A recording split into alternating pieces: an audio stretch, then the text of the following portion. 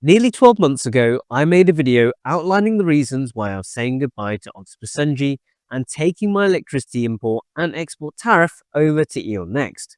Well, that journey has been pretty interesting, but do I regret switching away from now the UK's biggest energy supplier, knowing what I know now, or did I get out at just the right time?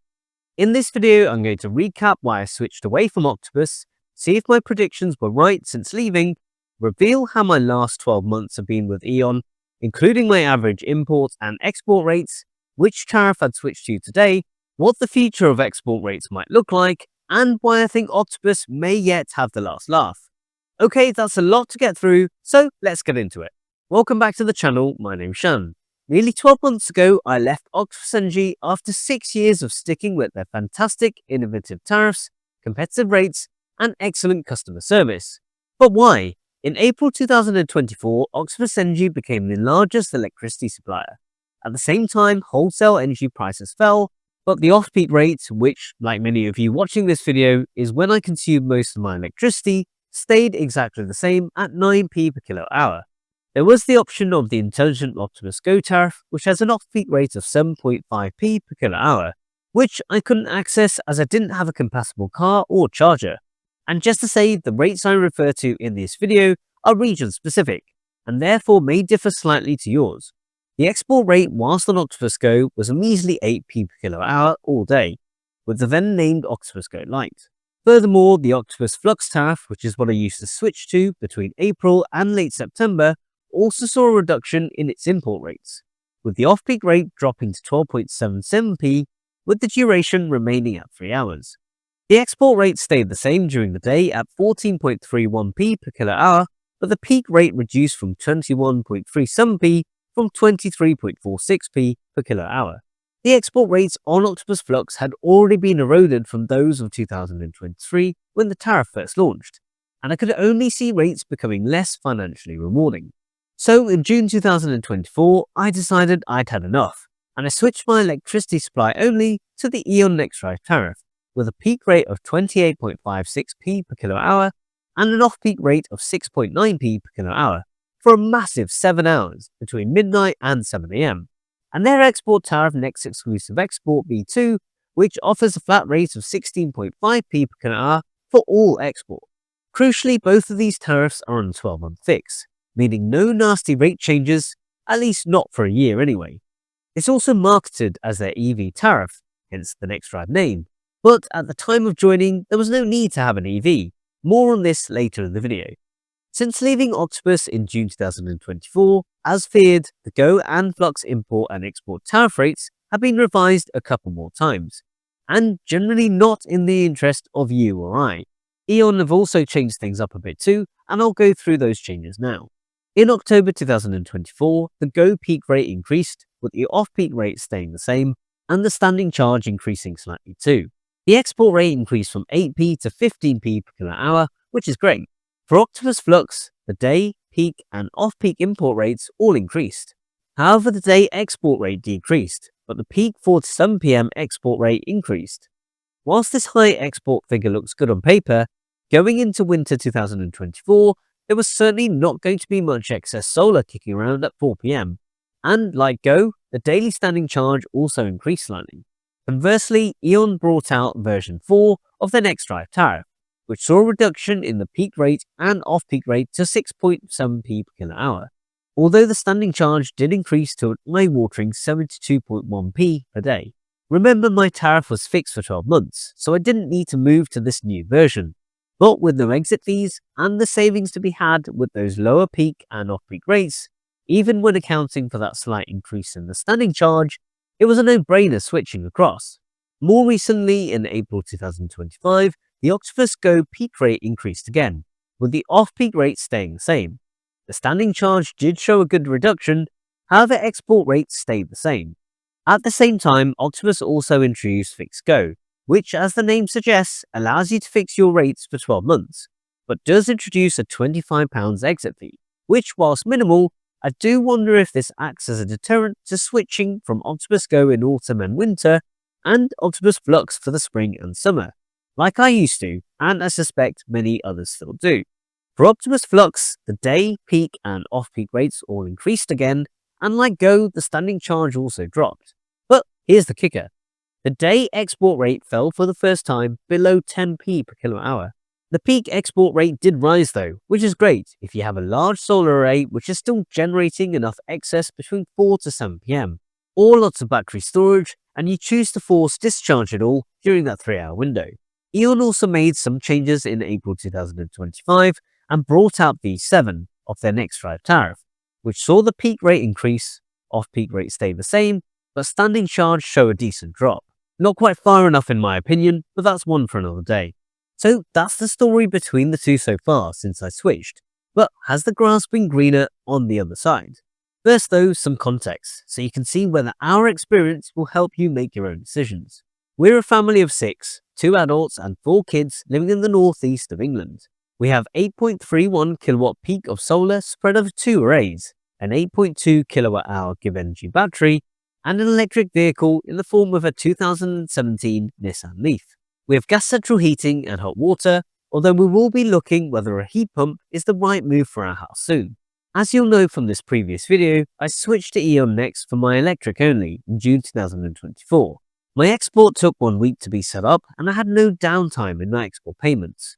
Import took a little bit longer, around 2 weeks, and I did badger them about this via email and a Trustpilot review, which, to be fair, they did respond quite quickly to and keep me updated.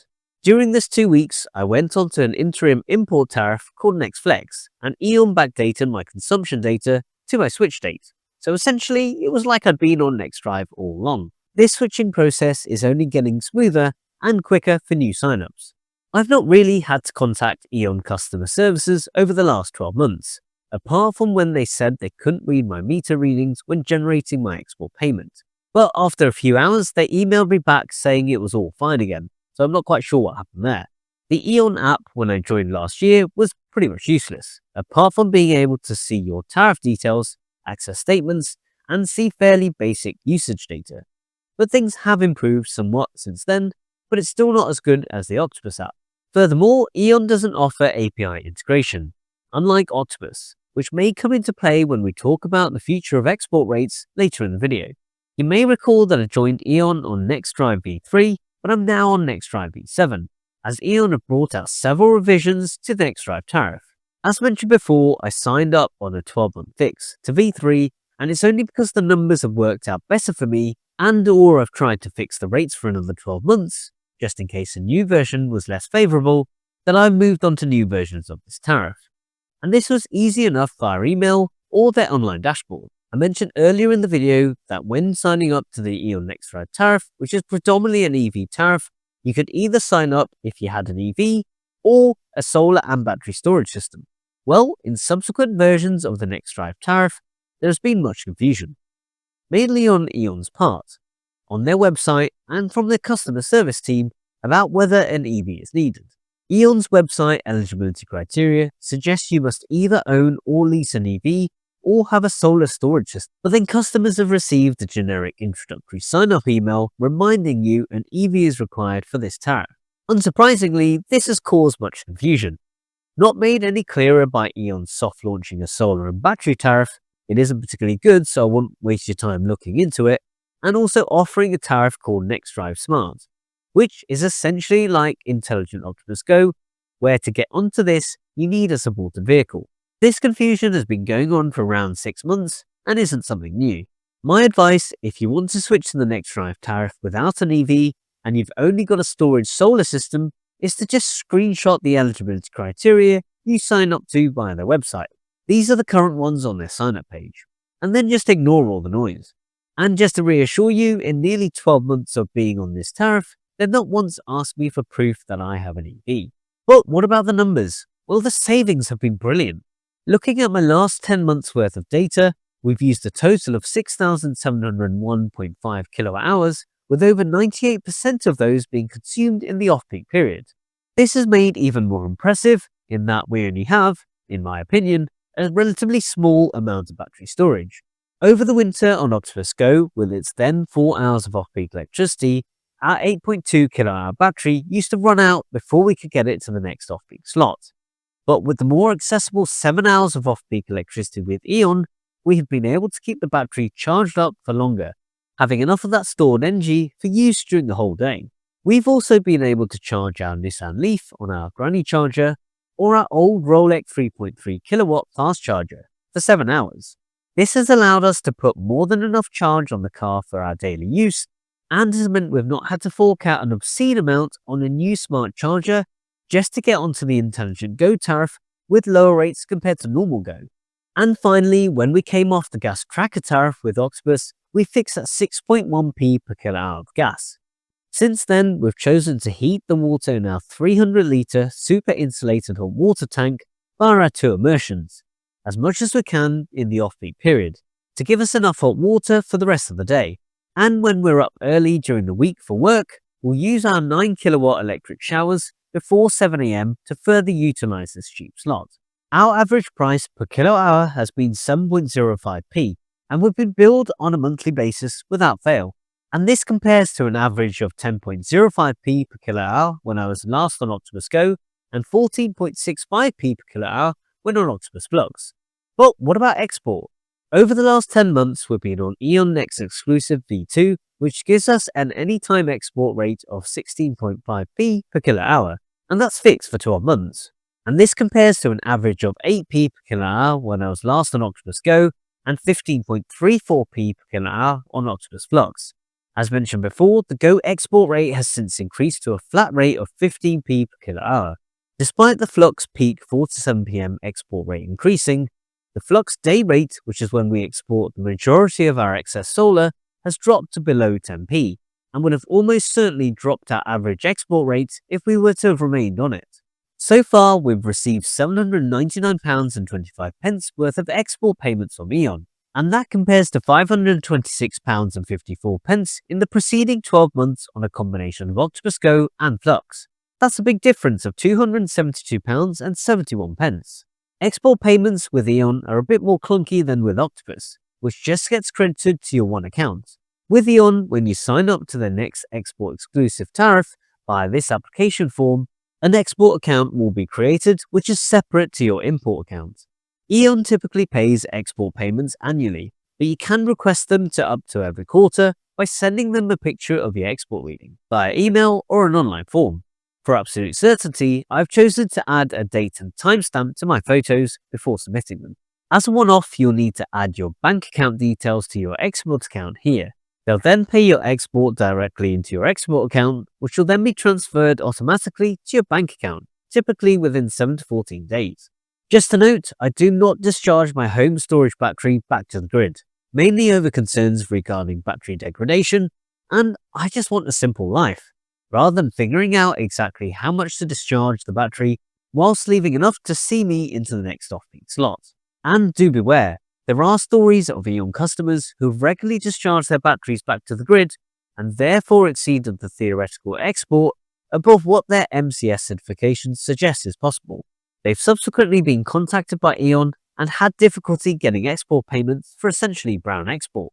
We're definitely saving money with E.ON, with the import average price per kilowatt hour being significantly lower and the export price per kilowatt hour being higher.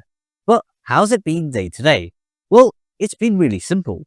Because the rates are always the same, I can just set and forget, and actually it's taken up a lot less headspace, which with a busy household has been exactly what was needed. No more avoiding running heavy appliances during the 4 to 7 PM peak period, so we can export any excess solar at a higher rate. The 7 hours of off-peak electricity has also allowed us to export more solar, as the battery is already at or near 100% when the sun comes up. If you've got an electric vehicle, solar panels and/or a battery, you'll, like me, want to make sure you're saving on charging and making the most money from your investment. You can see how much you can save by switching to the E.ON Next Drive tariff in combination with the Next Export Exclusive tariff using our downloadable spreadsheet, which I'll link in the video description box below. If it's too hard to ignore the savings any longer and you do decide to switch to E.ON, then please consider using the channel's referral link in the video description box below. Thank you in advance if you do sign up via referral link. It really does help keep the channel going. Okay, so what about the big picture? Why have Octopus Energy made their export rates less attractive at certain times And could this spell disaster for our solar and battery storage system payback times? Well, Octopus are now the largest energy provider in the UK, taking that crown from British Gas earlier in the year. The latter had held this top spot since the 1990s. Octopus has historically positioned itself as a customer-focused, innovative provider, often keeping prices competitive and below the cap to attract and retain customers.